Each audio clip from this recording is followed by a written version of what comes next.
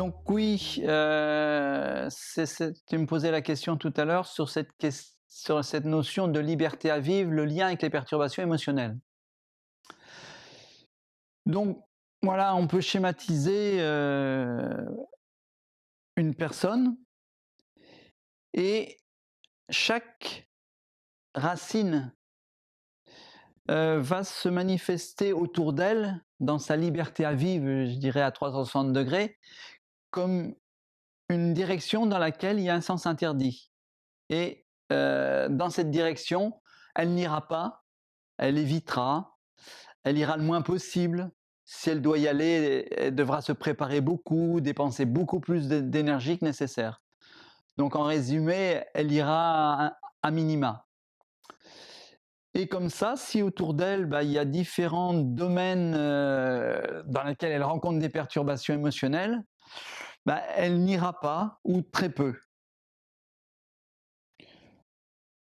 Donc, elle va organiser sa vie naturellement dans les zones où elle rencontre le moins de perturbations émotionnelles, où elle n'en rencontre pas. Et peut, dans ces espaces-là, se construire une vie intéressante, confortable. C'est possible. Par contre, ce que je remets un petit peu en cause, c'est que c'est dans tous ces espaces de vie dans lesquels elle va pas aller, elle va pas expérimenter.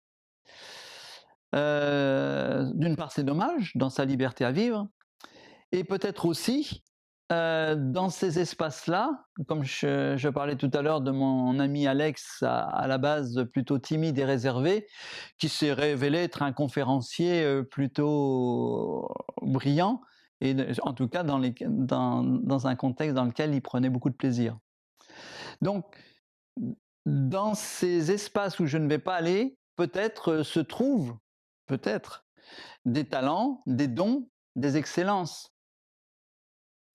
Et tout pendant que ces perturbations émotionnelles demeureront, bah, ces potentiels resteront potentiels. Et je ne pourrai pas en bénéficier moi-même, et aussi ne pas, j'en priverai mon environnement. Hein.